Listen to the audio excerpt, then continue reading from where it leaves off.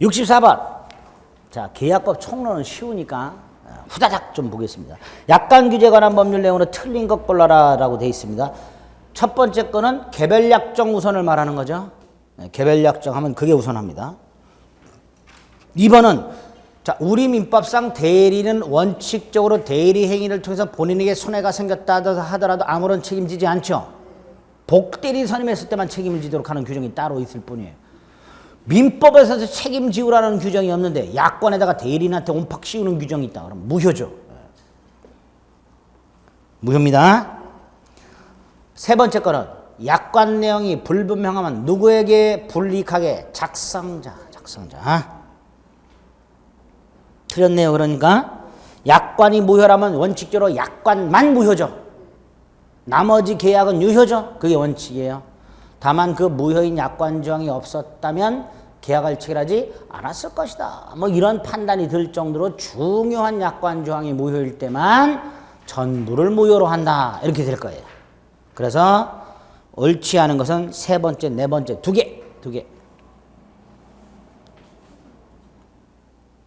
65번에 1번은 뭘 말하는 거예요? 의사실현에 의한 계약 성립. 2번은 531조 발신주의, 발송한 때 성립. 3번은 534조 조건이나 변경을 가한 승낙은 청약 거절과 동시에 새 청약으로 본다. 4번은 교차 청약인데 두 가지 요건을 갖춰야 되죠. 첫째가 내용이 일치해야 되고 두 번째로 양 청약이 모두 도달해야 되고 따라서 먼저의 청약이 도달한 것만으로는 계약은 성립하지 않습니다.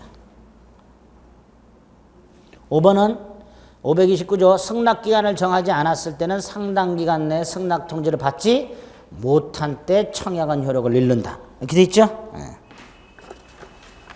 기간을 정했을 때는 기간 내에 받지 못한 때 청약은 효력을 잃는다.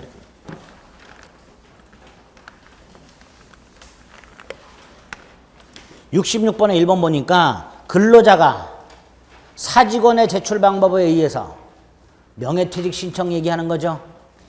근로계약 합의 해지를 청약하고 사용자가 승낙해야만 근로관계가 종료되는 경우 이게 설령 사용자에게 청약의 의사표시가 도달했다 하더라도 사용자가 승낙을 해서 종료되기 전까지는 철회할 수 있다.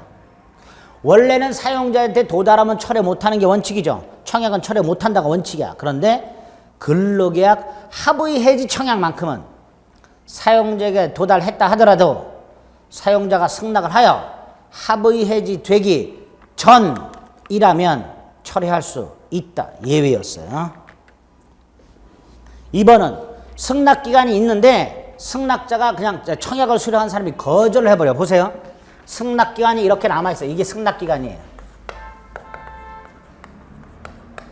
근데 그냥 가만히 있으면 기간이 경과함으로써 청약은 효력을 잃겠죠.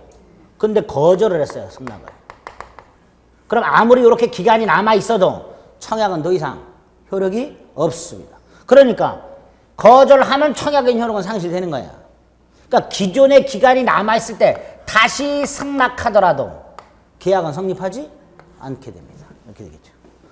승낙을 거절함으로써 이미 청약 효력은 상실 이렇게 되겠죠. 그러니까 2번 X. 3번 예금 계약은 언제 성립한다? 금융기관 직원이 돈을 확인한 때 성립하죠.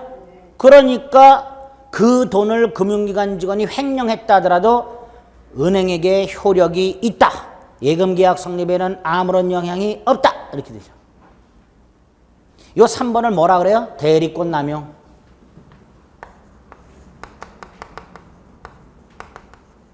원칙 어때요? 유효한 대리행위죠? 그러니까 좀 전에 말씀드린 대로 금융기관과 예금계약 성립에는 아무런 영향이 없으니까 예금주는 금융기관, 은행에다가 내 돈 내놔 할 수 있는 거예요. 그런데 예외 상대방이 알았거나 알 수 있었을 경우 이럴 때는 107조 1항 단서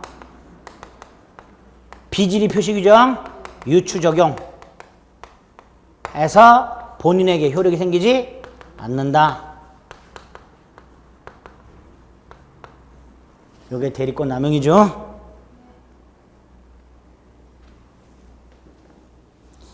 (4번) 청약자가 청약을 하면서 승낙은 카톡으로 보내. 그러면 카톡으로 보내야죠.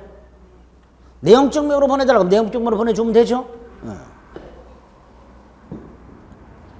5번 대화자 사이의 계약은 언제 성립해요? 기간 내 승낙이 도달한 때, 격지자 사이에서만 승낙 통지를 발송한 때. 531조.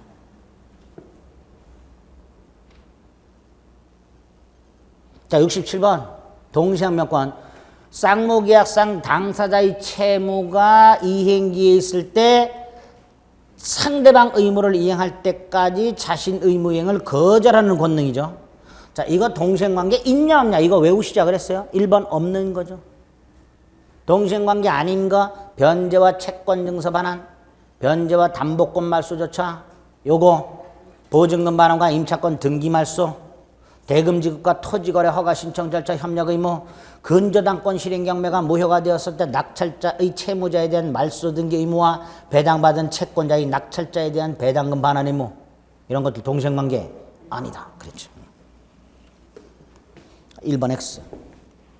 2번 매수인이 선이행 의무 있는 중도금을 지급하지 않았어. 선이행 의무 지체죠. 지체 중 잔금 지급길 도래. 그러면 선이행 의무였던 중도금에 대해서도 뭐가 생긴다? 동시이행의 항명권이 생긴다. 3번 항변권이 있다는 것 자체로 무슨 책임을 지지 않는다? 지체 책임을 지지 않는다. 4번은 이렇게 말씀드렸어요. 갑이 이행 또는 이행 제공을 하면서 청구 하면 얘는 항변권을 행사할 수 없으니까 지체. 근데 한 번 지체 상태에 빠졌던 자라더라도 항변권이 소멸하는 것은 아니다. 그래서 갑이 재청구하는데 그때는 이행이나 이행 제공을 하지 않는다. 그러면 을은 항변권 행사할 수 있다. 더 이상 지체 책임을 지지 않는다. 4번. 5번. 자, 이것도 요새 잘 나와요. 쌍무계약상 채무가, 양당사자에게 발생한 채무가, 그 채무가 동일성이 유지되고 있다면 항변권은 소멸하지 않는다 그랬어요. 동일성이 유지되고 있다면. 이때 동일성이 유지되는 경우로 나오는 게 3개. 채권양도. 사람만 바뀐 거죠? 예? 채무인수. 마찬가지예요. 사람만 바뀐 거예요. 그리고 요거. 어느 일방 채무가 채무, 이행불능이 돼서 어느 일방 채무가 이행불능이 돼서 뭘로 바뀌었다? 손해배상 채무로.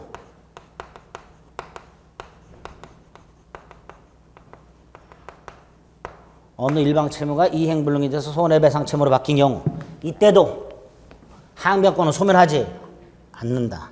반면에 동일성이 상실되는 경우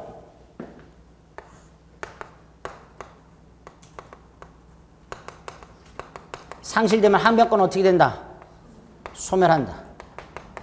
대표적인 뭐가 있었죠? 어떤 게 있었죠? 경계계약. 똑바로 써야지.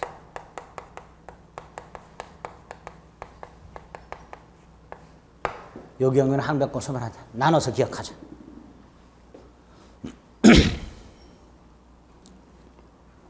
옳은 지문이죠. 67번 동생관계 아닌 거 눈에 팍 띄는 게 있어요. 2번 변제와 채권증서 반환. 동생관계라고 그랬죠? 네, 어렵지 않고요. 69번 제3자를 위한 계약에 관한 설명으로 옳은 것은 틀린 것은 수익자가 계약을 해지할 수는 없다 그랬습니다. 제3자는 계약 당사자가 아니라 그랬어요. 2번 제3자를 위한 계약 당시 제3자는 현존되어 있거나 특정되어 있을 필요가 없다 그랬어요. 단 나중에 수익의사를 표시할 때는 현존 특정되어야 한다 그랬습니다. 수익의사를 표시할 때는. 옳은 지문이죠. 3번 수익자는 채권자에게 수익의사를 표시해야만 권리가 생긴다. 자, 요약자가 있고요. 낙약자가 있어요. 제3자는 누구한테 수익의사를 표시해야 된다 그랬어요? 얘한테 한다 그랬죠. 낙약자가 채무자예요, 채권자예요? 채권자예요, 채무자예요? 제3자를 위한 계약에서 채무자라 하면 누구라 그랬어요? 낙약자. 틀렸죠. 채권자가 아니라 누구한테 해야 된다? 채무자에게. 제3자를 위한 계약에서 이 제3자가 취득하는 게 주로 권리라 그랬죠. 근데 권리를 취득하는 경우뿐만 아니라 의무를 면제해 주는 거 이것도 된다 그랬고요. 주택 분양 보증 계약처럼 수분양자가 권리를 취득하면서 뭐를 부담하는 거? 의무를 부담하는 거. 요 세 가지. 요 세 가지가 제3자를 위한 계약이다. 그랬습니다. 따라서 계약 당사자가 제3자에 대해서 가지는 채권의 채무를 면제하는 계약도 유효하다. 이렇게 되죠. 5번은 요 수익의 의사 표시 형성권이라 그랬어요. 기간 정하지 않으면 10년이라 그랬어요. 그때 최고할 수 있죠. 최고했는데 확답을 안 해. 그래서 낙약자가 기간 내에 확답을 받지 못하면 수익을 거절한 것으로 본다. 확답을 받지 못하면 수익을 거절한 것을 본다. 옳은 지문이죠. 그리고 3번. 제3자를 위한 계약은 주로 70번처럼 이제 사례 형태로 많이 나와요. 최근에.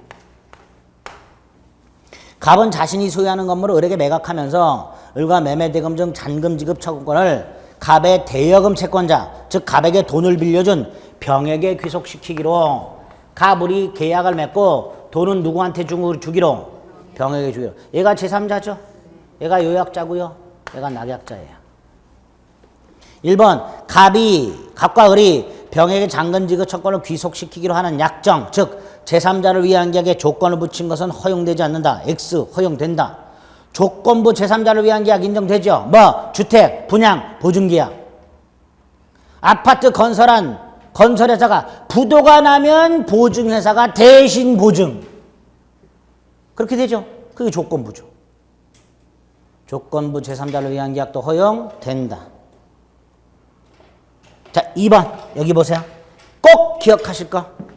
최근에 아주 핫한 거. 여기 보세요. 여기 보세요. 얘가 수익의사를 표시한 후에 낙약자가 의무를 이행하지 않으면 또는 일부만 이행하면 첫째, 해제는 요약자가 제3자 동의 없이 이때 요놈은 해제로 보호되는 제3자가 아니다. 두 번째, 원상회복 부당이득 반환도 요약자와 낙약자 사이에. 따라서 낙약자는 제3자에게 지급한 것을 부당이득 반환 청구할 수 없다. 마지막으로 제3자는 뭐만 할 수 있다? 손해배상 청구. 예? 딱 그렇게 세 가지. 그러니까 2번 갑을사의 계약이 해제되었을 때 을은 계약 해제 등에 터자는 원상회복을 원인으로 병에게 임의 지급한 반환을 청구할 수가 없다. 3번 병에게 잔금을 지급하기로 한 약정이 체결된 후에 갑병 사이의 계약이 취소. 요게 요거 대가관계죠. 대가관계는 제3자를 위한 계약에 아무런 영향을 주지 않으니까 병의 대금 청구를 을은 거절할 수 없다. 없다. 이거 아무런 영향을 안 준다니까. 없다. 3번 X. 자, 4번. 얘가 수익의사 표시한 후에 아주 간단해요. 갑, 을은 원칙적으로 병의 권리를 변경시킬 수도 소멸시킬 수도 없다. 미리 유보했을 때는 괜찮아요. 갑과 을이 계약을 하면서 병 수익의사 표시 후에도 병의 권리를 변경, 소멸시킬 수 있다라고 유보했을 때는 괜찮지만 그런 게 없다면 원칙적으로 병의 권리를 변경, 소멸시킬 수 없다. 그러니까 4번. 변경시키기로 하는 합의는 병에 대해서 효력이 없다. 라고 해야죠. 그렇죠? 5번이 옳은 지문이죠. 최고인데 확답받지 못하면 이익을 받을 것을 거절하는 것으로 본다. 지금 70번에 제3자를 위한 계약에서 중요한 게 두 가지가 딱 들어있는 거예요. 대가관계는 제3자를 위한 계약에 아무런 영향을 주지 않는다 하고, 얘가 수기에서 표시 후에 요약자가 계약해제, 원상회복, 부당이득도 갑을 사이에 얘는 손해배상만. 이렇게 두 가지 중요한 게 들어있습니다.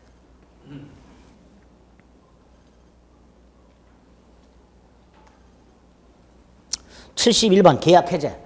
보통 계약해제라고 나오게 되면 채무 불이행을 이유로 하는 법정해제를 말합니다. 법정해제는 채무 불이행을 이유로 한다 그랬죠. 그러니까 채무자의 귀책 사유로 이행이 불능이 되면 채권자는 최고 없이 계약을 해제할 수 있다. 2번은 불가분성. 해제권자가 여럿 있거나 상대방이 여럿 있다면 전원이 전원에 대하여, 그러나 동시는 아니죠. 전원이 전원에 대하여 행사하라. 행사의 불가분성. 어느 일인의 또는 일인에 대한 해제권이 소멸하면 전원에 대하여 소멸한다. 그래서 소멸의 불가분성. 그런데 이 불가분성은 임의 규정이다. 거기까지 기억하시면 돼요. 3번은 줄여서 뭐라 그러죠? 이거 이행거절. 어느 일방이 자신의 의무이행을 이행하지 아니할 의사를 분명히 미리 표시한 경우, 매수인이 잔금 안 줄 테니까 잔금지기거일 날 나한테 달라 그래봐야 소용없어 이 자식아, 뭐 이랬어. 그걸 이행거절이라 하죠. 자, 이행거절이 있으면 이행불능과 마찬가지로 이행기를 기다릴 필요 없이, 자신의 의무를 이행 또는 이행 제공할 필요 없이, 상대방에게 이행을 최고할 필요도 없이 해제할 수 있다. 그런데 이행거절에서가 적법하게 철회되었다면 그땐 다시 원칙으로 돌아가자. 최고 후에 해제할 수 있다. 딱 그렇게. 3번은 그냥 최고 없이 해제할 수 있다. 맞죠? 4번 일부 타인권리 담보책임. 일부 타인권리 담보책임. 일타, 대감, 선훼손. 설악불문하고 대금감액 청구할 수 있다. 그렇죠? 선악불문하고 대금감액 청구할 수 있고, 선이라면 해제, 손해배상도 가능하다. 그래서 매수인이 악의인 경우는 해제도 안 되고 손해배상도 청구 못하죠. 틀렸죠.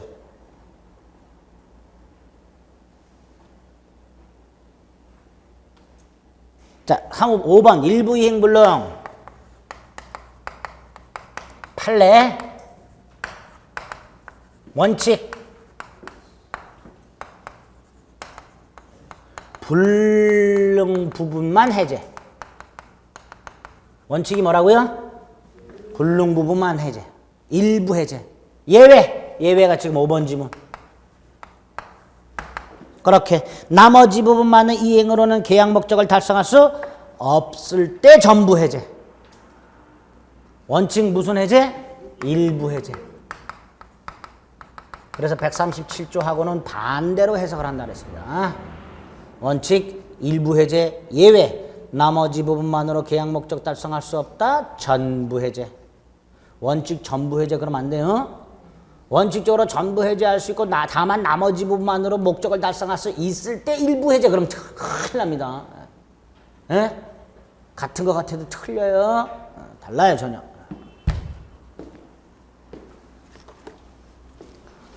4번이 틀렸고요. 72번 계약해제 1. 또 나왔어. 이행거절. 미리 자신 채무를 이행할 의사가 없음을 명백히 표시. 최고 없이 해제할 수 있다. 소송을 제기하는 방법으로 해제를 했어요. 소를 취하면 해제의 효과가 번복되느냐? 안 된다. 그래서 해제권 행사의 효력에는 영향이 없다. 번복되지 않는다. 3번 유동적 무효 상태에서 채무 불이행을 이유로 하는 해제는 안 되죠. 왜? 채무가 없으니까. 대금 지급 채무 없고 이전 등기 채무 없으니까 채무 불이행도 있을 수 없지요. 계약금 해제만 할 수 있다고 그랬습니다.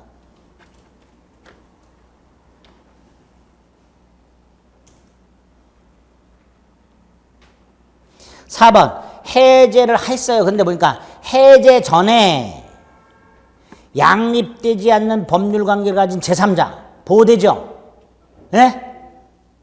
양립되지 않은 해제, 여기 보세요. 여기 보세요. 갑을이 계약을 했고요.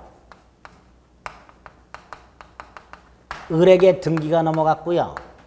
병에게 팔았어요. 그래서 병한테 등기가 넘어갔어요. 그리고 갑이 계약을 해제해요. 그러면 요놈과 요놈은 양립할 수가 없죠. 둘 중에 하나는 죽어나가야 되죠. 에? 하나의 부동산에 두 개의 소유권자가 있을 수 없잖아요. 그러니까 얘가 뭐가 되는 거예요? 해제한 자와 양립할 수 없는 지위를 가진 자 이렇게 말을 하게 되는 거예요. 근데 얘는 해제 전에 나타났어요? 해제 후에 나타났어요? 전. 선악불문한다 그랬죠. 그러니까 얘가 설령 해제 가능성을 알고 있었다 하더라도 보호되니까 요 놈한테 갑은 해제 효과를 주장할 수가 없다. 보호된다. 이렇게 되겠죠. 그러니까 4번 틀렸죠. 5번은 551조 계약의 해지는 손해배상 청구에 영향을 미치지 아니한다. 즉 계약 해제 별도 손해배상 청구할 수 있다. 그때의 손해배상은 이행이익 배상을 원칙으로 하되 판례할 때 실례이익 배상을 구할 수도 있다. 이행이익 배상을 원칙으로 하되 실례이익 배상을 구할 수도 있다. 이렇게 되죠. 자, 73번. 이행지체를 이유로 해제할 때는 기본이 뭐예요? 상당한 기간을 정해서 이행을 최고한 후 해제죠. 이때 기간을 정하지 않았거나 상당하지 않은 기간을 정했다 하더라도 최고로서의 효력은 있다. 그랬죠. 기간을 정하지 않고 한 최고도 상당하지 않은 기간을 정한 최고로서의 효력이 있고 단 상당한 기간이 경과함으로써 해제권이 생긴다. 이렇게 판례는 보고 있다 그랬습니다. 그러니까 미리 일정한 기간을 명시해서 최고해야 하는 것은 아니고 기간을 정하지 않았다 하더라도 최고한 때로부터 상당 기간이 경과하면 해제권이 생긴다. 이렇게 되죠. 자, 2번 정기행위 이행지체 곧바로 계약은 해제된다. 가 아니라 해제할 수 있다. 즉 해제권이 생길 뿐 곧바로 해제되는 건 아니다. 그랬습니다. 3번 계약이 해제되면 원상복구되고요. 자, 4번 계약 해제했을 때 원상회복 의무 보세요. 물건 받은 놈은 원물 돌려줘야 돼요. 원물을 돌려줄 수 없다면 가액을 배상해야 됩니다. 사용이익 돌려줘야 돼요. 돈 받은 놈은 돈 돌려줘야 되고요. 이자 붙여야 돼요. 자, 두 가지. 요 이자 받은 날로부터 무슨 이자? 법정이자. 받은 날부터 법정이자. 그 다음에 요거 빼야 되는 거. 공제되는 거. 안 돌려줘도 되는 거 두 개. 감가비. 운용이익. 요건 안 돌려줘도 된다 그랬죠?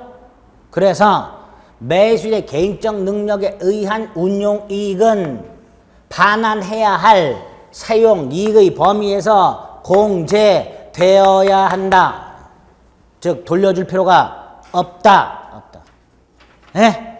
이렇게 받은 날부터 법정이자로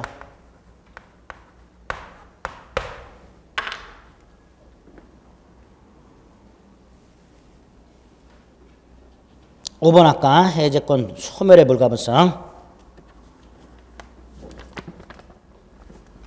74번 예약완전권. 자, 갑을 사이에 일방예약을 하고 일단 민법에는 일방예약만 규정이 돼 있다 그랬죠. 그래서 매매예약은 뭘로 추정한다? 일방예약으로 추정한다. 그 일방예약이라면 예약한 사람 중 한 사람에게 뭐를 준다? 예약 완결권. 형성권이죠 이거. 형성권이니까 1번 매매 일방예약은 상대방이 매매를 완결할 의사를 표시한 때 즉 예약권을 행사하면 매매계약이 성립한다. 그랬죠? 형성권자라 그랬어요. 4번 기간 정하지 않으면 몇 년? 10년. 이거 무슨 기간이에요? 제척기간. 이때 갑이 뭐 할 수 있다? 최고. 예약 완결권 행사 여부를 최고할 수 있고 기간 내 확답을 받지 못하면 예약은 효력을 잃는다. 예? 기간 내 확답을 받지 못하면 예약은 효력을 잃는다. 그랬습니다. 4번, 5번이죠. 그 다음에 2번. 제척기간이라는 말이 나오면 두 가지 중단 정지가 있을 수 없고 기간 도과 여부를 법원이 어떻게 된다? 직권조사. 그랬죠? 그러니까 설령 이 예약완결권을 가지고 있는 자가 부동산을 인도받아 점유하고 있다 하더라도 이 예약완결권은 제척기간 경과로 소멸한다. 이렇게 되겠죠. 그 2번. 틀렸네요. 예약완결권의 제척기간이 지났어요. 상대방이 목적물을 인도받았어요. 상관없어요. 상대방이 목적물을 인도받아 점유하고 있다 하더라도 제척기간이란 중단정지가 없기 때문에 제척기간 경과로 소멸한다. 3번 가등기 부동산 예약완결권 가등기 할 수 있죠. 아까 가등기 할 수 있는 게 뭐가 있었어요? 제가 매수인의 이전 등기 채권 예약완결권 정적공부 시기부. 예? 밥 먹기 전에 가등기 할 수 있죠. 요 3번 때문에 담보 가등기로 쓰인다 그랬어요. 담보 가등기로. 가등기 할 수 있기 때문에 뭘로 쓰인다고요? 담보 가등기.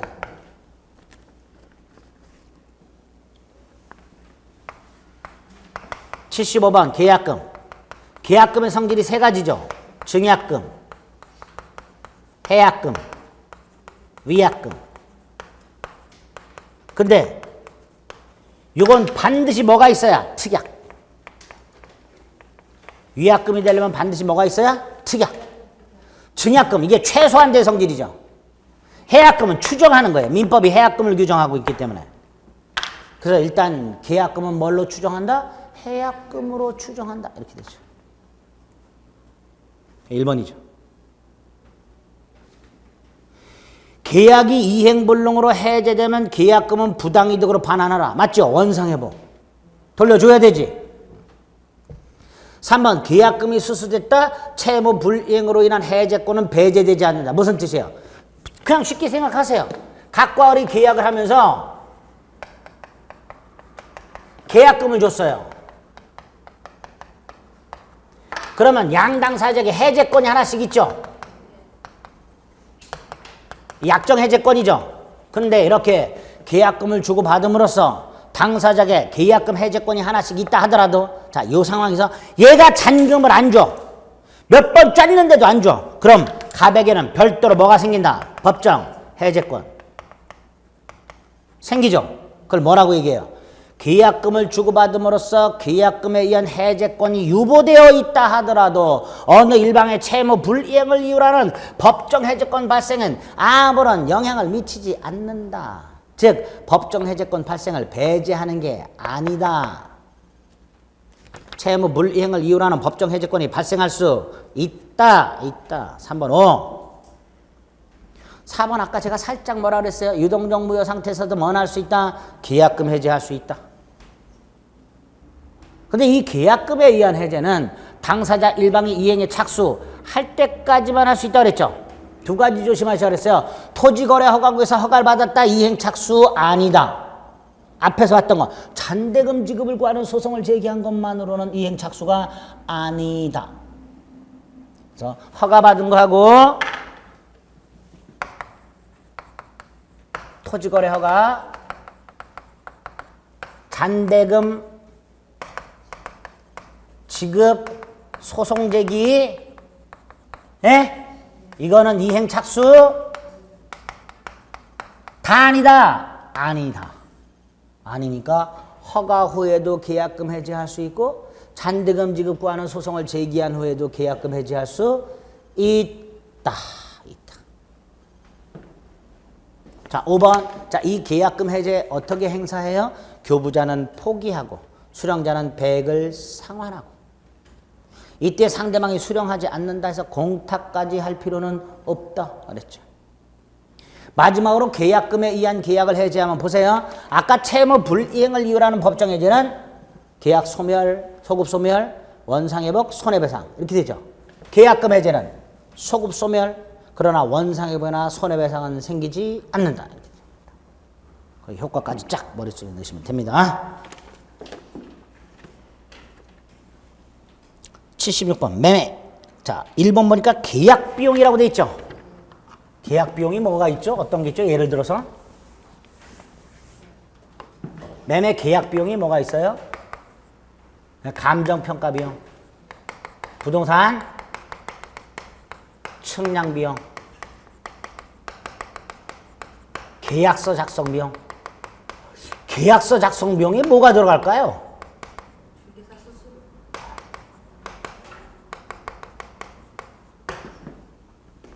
공증비용 같은 것. 계약서 작성비용, 공증비용 같은 것. 그런 것들이 계약비용이에요. 이런 것도 어떻게 부담하죠? 합의가 있으면 합의 내용대로 부담하는데 없으면 견문.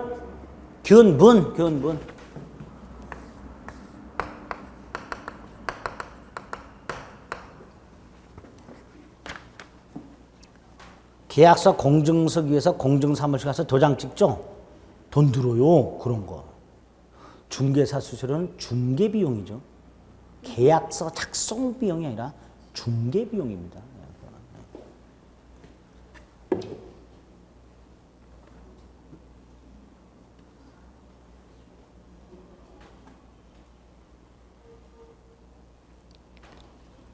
어쨌든 이렇게 비용은 누가 부담한다? 매수인이 아니라 균분. 2번은 매매계약을 체결하게 되면 양당사자가 동시행관계가 있으니까 당연히 어느 한쪽의 이행기한만을 정해놨다. 상대방도 동일기한이 있는 걸로 추정한다. 이렇게 되겠죠.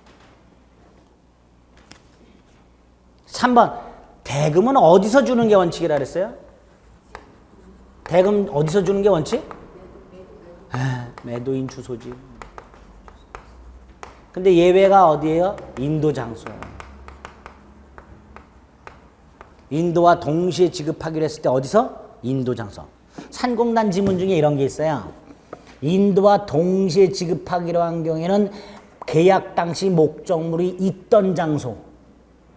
X죠?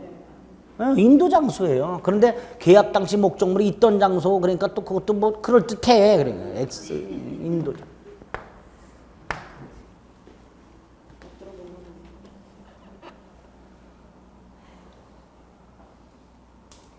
4번은 타인 권리 매매. 그러면 전부 타인 권리인데요. 전부 타인 권리는 일단 선이라면 해제권, 손해배상 청권 인정되고요. 매수인이. 악의라면 해제권 인정된다 그랬고요. 매도인도 선이라면 해제할 수 있다 그랬어요. 요때요 손해배상. 선의 매수인 손해배상 청구할 수 있죠. 이행이익배상. 자, 민법상 실내익배상하고 이행이익배상은 이렇게 구별하시면 돼요.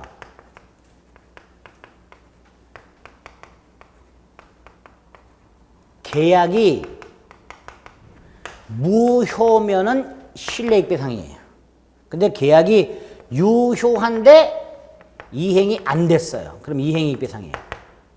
자, 계약이 무효인 경우가 어떤 게 있었죠? 계약 체결상에 과실 책임.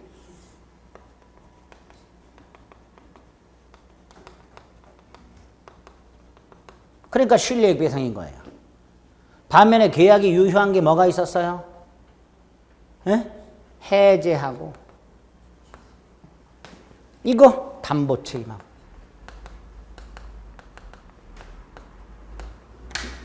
조심하실 게 하나 있어요. 무권 대리인 책임이 있었죠. 아까 135조. 상대방 선택에 쫓아 계약 이행 또는 손해배상 책임이죠. 근데 무권 대리인의 행위는 무효잖아. 근데 이행이익배상이에요. 왜? 본인 사이에는 무효지만 무권 대리인 사이에서는 유효가 돼버린 거란 말이에요. 그러니까 무슨 이익배상이에요? 계약을 이행하라. 이행 못하면 뭘 해라? 손해를 배상하라. 무슨 이익배상이에요? 이행이익배상. 135조. 무건대리인 책임. 이런 것도 이행배상이에요. 근데 여기서 또 하나 조심하실 게 뭐예요? 이 경우 이행배상 원칙이죠. 단 뭐를 구할 수 있다?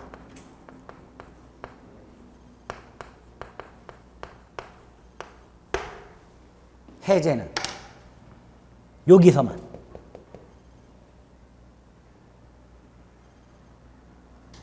예? 그래서 여기 보세요.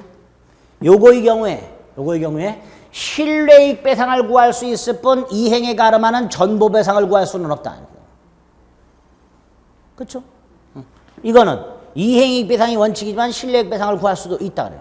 이거는 그냥 이행익 배상에서 끝.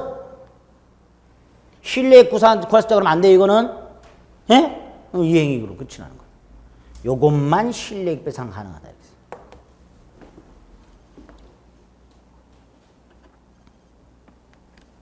그러니까 4번 타인 권리를 매매한 자가 권리를 이전할 수 없게 된 때 매도인은 선의의 매도인에게 악의 매수인 선의의 매수인에게 악의 매수인에게 손해를 배상할 필요가 없어요. 선의 매수인에게 불능 당시 시가 이것도 박싱. 이거 우리 시험범위에서 나와서는 안 되는데 요거를 뒤트는 경우가 가끔 계약 당시 X, 해제 당시 X, 불능 당시 시가를 표준으로 해서 계약이 이행된 것과 동일한 경제적 이익을 배상할 의무가 있다 이렇게 되죠. 5번 과실수치 목적물 인도 전에는 누가 매도인이 인도 후에는 누가 매수인이. 그런데 목적물 인도 전이라도 대금 전부 지급 매수인이. 반대로 인도를 받았지만 아직 대금을 지급하지 않았어. 여전히 매수인이고 누가 취득하고 매수인이고 매수인은 대금 이자 지급. 머리에 박으세요. 인도 후에는 무조건 누가? 인도 후에는 무조건 매수인이. 대금 안 줘도 매수인이. 대신 매수인은 물건을 인도 받은 날부터 대금의 이자를 지급하라. 그 말은 과실은 네가 가져라 이런 뜻이에요. 과실은 네가 갖고 대신 너는 뭐 해라? 대금의 이자를 줘라. 이건 조문이 있단 말이에요. 근데 이건 없어요. 없으니까 판례가 어쩔 수 없이 과실을 누가 수취해라? 매수인이 이렇게 얘기하는 거예요. 매도인이 받은 대금의 이자 지급하라 그렇게 할 수는 없잖아요. 그렇잖아요. 그러니까 과실을 수취하라. 그래서 옳은 지문 틀린 거 1번. 77번 매도인 각과 매수인 을 사이에 체결된 매매계약의 담보 책임. 기억에 토지 전부가 병소유. 여기 보세요. 전부 타인 권리 어디 갔어? 네. 선해 손악해. 매수인은 보세요. 선, 악 묻지 않고 뭐 할 수 있다? 해제. 기억 옳은 지문이네요. 옳은 선악불문하고 해제할 수 있다. 맞지요? 니은 매매목적인 토지 중 일부 타인 권리. 아까 일부 타인 권리였었어. 네. 선악불문하고 뭐 할 수 있다? 대금감액 청구. 선의는 따로 뭐 할 수 있다? 해제 손해배상. 그런데 을에게 이전해 주셨어. 악의의 을도 손해배상 청구할 수 있다. 안 된다. 안 된다. 악의는 손해배상 청구 못한다. 3번은 종류로 지정된 매매 목적물이 특정됐다. 자동차 생각하시면 돼요. 출고될 때까지는 같은 종류로만 정해놨죠. 출고하는 날 딱 특정됐죠. 그런데 2시간 만에 퍼졌어. 어제도 기사가 나왔던데 BM 모 차를 샀는데 2시간 만에 시동이 퍽 꺼졌다고. 나왔던데. 다음날 또 꺼져가지고 가져갔더니만 문제를 발견할 수 없다고. 어떻게 해야 돼요? 또 골프채로 부셔야죠. 골프채로 부셔야 이제 그때 가서 바꿔준다고 하겠죠. 자, 이렇게 목적물에 하자가 있다면, 자, 물건의 하자는 첫째, 매수인은 선의 플러스 무과실. 그렇죠? 6개월 내에 해제 손해배상 청구권인데 종류물은 모두 할 수 있다. 완전 물급 부청구. 그게 이거예요. 을이 선의이고 과실이 없다면 하자 없는 물건을 청구할 수 있다. 예? 예, 이거를 뭐라 해요? 완전물 급부 청구. 자, 리을 채권 매매, 채권 매매한 사람, 매도인 원칙적으로 담보 책임지질 않아요. 그러나 입방정 떨었을 때 뭐였죠? 채무자의 자력을 담보. 자, 언제의 자력이냐? 두 가지. 원칙, 계약 당시. 근데 변제기가 도래하지 않은 채권은 언제? 변제기 당시. 그렇게만 기억하자 그랬죠? 근데 첫 번째 줄 뭐라 하세요? 변제기에 도달하지 않은 채권이라고 돼 있죠? 그럼 언제라고? 계약 시간이라 변제기 당시 자력을 이라고 해야죠. 그렇게만 외우자 그랬어요. 예? 예, 그러니까 리을 틀렸죠. 그 다음 미음.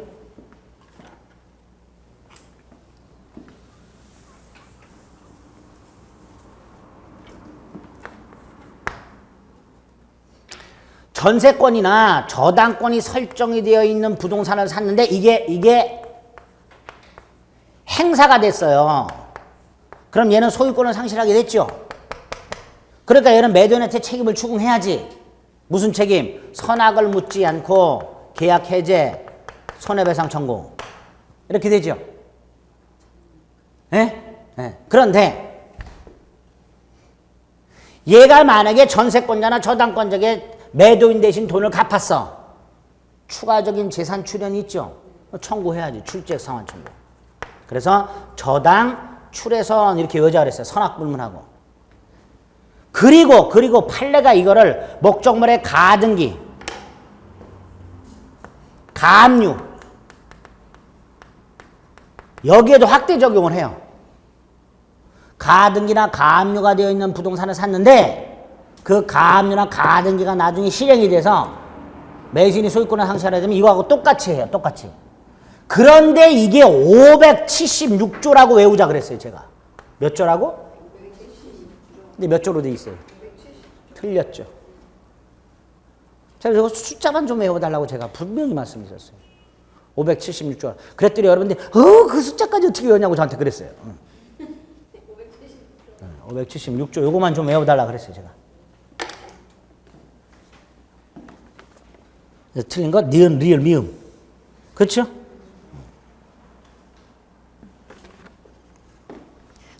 그러니까 이 문제는요. 576조 외웠다면 2번, 4번, 5번이 답이고요. 기억 전타 손해손 이것만 외웠다면 기억이 옳은 거니까 답은 딱 하나 남아요. 4번. 그렇죠? 아, 이렇게. 그렇게 풀면 되는 거예요. 자, 전부 또는 일부가 타인에게 속하는 경우. 1. 타인 권리 속한 물건을 매매한 경우에도 계약 자체는 어떻다? 유효. 담보 책임은 매매든 경매든 유효를 전제로 인정되는 거예요. 담보 책임은. 2번. 전부 타인 권리인데 매수인이 선이래. 또 써먹어요. 네. 선이래. 해제, 손해배상. 일부가 타인. 어디 갔어? 또. 여기 있어. 이거죠. 뭐라고 돼 있어요? 선의의 매수인이라고 돼 있죠. 손해배상 청구할 수 있다. 3번 틀렸네. 4번은 또 이거야. 뭐라고 돼 있어요? 선악불만하고 뭐 할 수 있다? 배금감액 청구할 수 있다.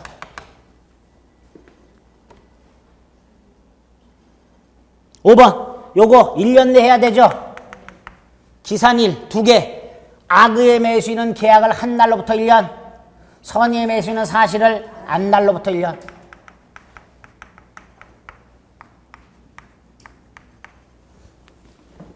이때 특히 사실의 안날의 뜻, 일부가 타인에게 속한다는 사실을 안날을 의미하는 것이 아니라 그 일부를 이전받을 수 없게 되었다는 사실을 안날. 그렇게 딱. 그래서 틀린 것은 3번. 너무나도 쉽죠. 뭔 문제가 이렇게 쉬워. 계약법은 너무너무 쉬워. 79번. 환매에 관한 다음 설명 중 가장 옳지 않은가? 자, 1번. 매도인이 매매계약과 동시에 해야 된다 그랬어요. 환매특약. 자, 동시에 먼저 머릿속에 넣고. 그 다음에 환매대금을 주면서 환매한다 그랬죠. 그냥 환매 의사 표시만은 부족하다 그랬어요. 환매대금을 주면서. 자, 환매하면 계약이 해제된 걸로 봐. 단 과실과 이자는 뭐 한 걸로 본다? 상계. 아까 계약을 해제하면 여기 보세요. 이거 과실이죠. 이거하고 이거 돌려줘야 되잖아요. 근데 환매에서는 법을 규정해놨어. 요 놈과 요 놈은 뭐 한 걸로? 상기한 걸로 본다라는 규정을 딱 뒀단 말이지. 퉁쳐라 이거는. 환매에서는. 제일 중요한 게 2번이죠. 환매 기간. 부동산은 5년 넘지 못하고 동산은 3년 넘지 못한다. 넘으면 무효가 되는 게 아니라 단축한다. 넘었을 때 환매 특약이 무효가 되는 게 아니고 단축한다. 두 번째, 기간을 정하지 않으면 부동산은 5년, 동산은 3년이 환매 기간이 된다. 세 번째, 한 번 기간 정했을 때는 절대로 연장할 수 없다. 과거에 아주 징글징글하게 나왔던 질문입니다. 연장할 수 있다 이런 식으로. 자, 3번 우리 잘 모르는 거예요. 그렇죠? 근데 모르는 것도 한번 보세요. 답 고르는 지장 없고요. 갑을이 공유하고 있어요. 얘가 2분의 1 지분이고 얘가 2분의 1 지분 갖고 있어요. 근데 이거를 이렇게 그릴까? 요거를 병한테 팔아요. 할 수 있죠? 지분 이전 등기 하겠죠? 그 밑에 환매권자로 갑이 딱 등기가 돼 있어요. 지분에 관한 환매권. 근데 이 상태에서 둘이 분할을 했네. 그래서 요렇게 쪼갰네. 쪼갤 수 있죠? 쪼갤 수 없어요? 있지. 이 환매권자 여기에 대해서 환매권 행사할 수 있다 없다? 있지. 있지. 그거 말하고 있습니다. 공유자의 1인이 환매할 권리를 보류하고 지분을 매도한 후 목적물의 분할 따위가 있었다. 매도인 갑은 여기 보세요. 매도인 갑은 매수인 지분 매도인 갑은 지분 매수인 의리받을 부분에 환매권을 행사할 수 있다. 예? 4번은 기간 내 환매 대금을 제공하지 않으면 환매할 권리를 잃는다. 자, 5번. 소유권자로 얘가 등기가 돼 있어요. 환매권자로 갑이 등기가 돼 있어요.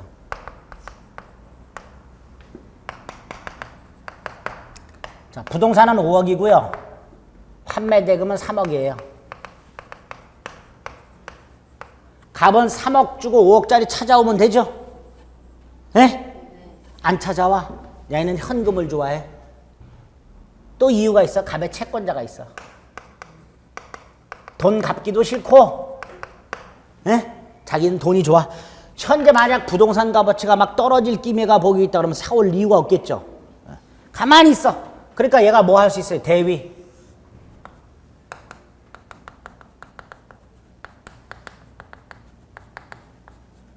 이때 환매권자의 채권자가 환매권을 대위 행사하고자 할 때 목적물의 가액에서 환매대금을 뺀 나머지 얼마? 2억. 이 2억은 누구 돈이에요? 사실은. 지금 을은 재산이 5억이에요? 3억이에요? 원래 을의 실재산 가치. 을의 실재산 가치 3억이죠. 3억 받고 5억짜리 돌려줘야 되잖아요. 예? 아니, 갑이 환매권을 행사했다고 한번 봐요. 그럼 을은 3억 받고 5억 주잖아요. 그러니까 을의 실재산 가치가 얼마인 거예요? 3억. 그렇죠. 갑의 실재산 가치는 5억인 거예요. 근데 만약에 갑의 채권자에게 1억을 갚아야 된다면 갑의 실재산 가치는 얼마가 되는 거예요? 4억. 그렇죠? 그렇게 만들면 굳이 환매할 필요 없죠. 그래 안 그래요? 그래 안 그래요? 그러니까 얘는 5억에서 3억을 뺀 나머지 2억을 가지고 이걸 갚아. 1억 남죠? 그걸 얘한테 줘. 그럼 각각 1억, 4억, 3억 쫙 정리됐죠? 환매권 소멸 이렇게 되죠. 그게 5번. 매도인의 채권자가 매도인을 대위하여 환매하고자 할 때 매수인은 법원이 선정한 감정인 평가액에서 매도인이 반환할 금액, 이게 뭐예요? 이게 환매대금이에요. 환매대금을 뺀 잔액으로 매도인 채무를 변제하고 이의가 있으면 매도인에게 지급함으로써 뭘 소멸시킬 수 있다? 환매권을 소멸시킬 수 있다. 이렇게 되는 거예요. 그쵸? 틀린 것은 2번. 80번 임대차. 1. 채무 불이행을 이유로 계약을 해지. 두 가지. 지상물 매수 청구할 수 없고 부속물 매수 청구할 수 없다. 임차인이 채무 불이행을 이유로 계약이 해지되었을 때는 지상물 매수도 청구할 수 없고 부속물 매수도 청구할 수 없다. 법정갱신은 안 되죠? 법정갱신은 왜 안 돼요? 법정갱신은 요건 자체가 기간이 만료하고 임차인이 계속 사용하고 임대인이 이의하지 않는 거예요. 근데 이건 채무 불이행으로 해지됐으니까 법정갱신 따위도 인정될 리가 없겠지요. 2번은 임차인이 임차권을 무단으로 양도하거나 목적물을 무단으로 전대하면 임대인은 뭐 할 수 있다? 해지. 3번은 매매든 임대차든 목적물이 꼭 매도인이나 임대인 소유일 필요가 없다. 타인 물건 매매, 타인 물건 임대차 다 뭐다? 유효하다. 유효하다. 4번은 임차인의 소인 의무. 임차인은 임대인의 보존에 필요한 행위에 대하여 거절하지 못한다. 억울하죠? 그러니까 임차인 의사에 반하는 보존 행위가 있고 이로 인하여 임차인의 목적물을 제대로 사용할 수 없다면 해지권을 주게 되는 거예요. 소인 의무를 부과하는 대신 해지권을 주게 됩니다. 4번 옳은 지문이죠. 거절하지 못한다. 5번 나왔네. 임대인이 자 요건 기억하세요. 임차인 의사에 반하여 보존 행위 and 이로 인하여 목적 달성할 수 없대. 두 가지. 네? 임차인 의사에 반하는 보존행위 플러스 목적 달성할 수 없을 때 임차인은 뭐 할 수 있다? 해지.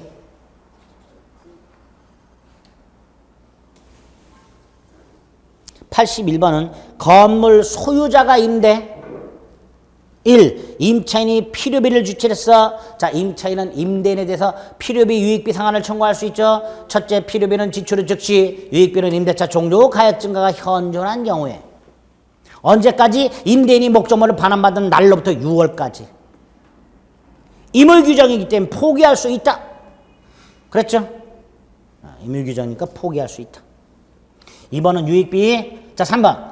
임차인이 그 사용 편익을 위하여 임대인 동의 얻은 물건을 부속했다. 뭘 할 수 있죠? 부속물 매수 청구. 자, 부속물 매수 청구. 다시 한번 머릿속으로. 건물 기타 공작물 임대차에서만. 지금 문제가 건물 임대차죠. 건물 소유자가 임대라고 돼 있잖아. 그러니까 부속물 매수 청구할 수 있어요. 자, 임대차에서 머릿속으로 부속물 매수 청구권 건물 기타 공작물 임대차에서만. 두 번째 임차인만. 세 번째 독립물이고 임차인 소유고 객관적 용도에 제공되는 것 중에서 임대인 동의받은 거, 임대인으로부터 매수한 거.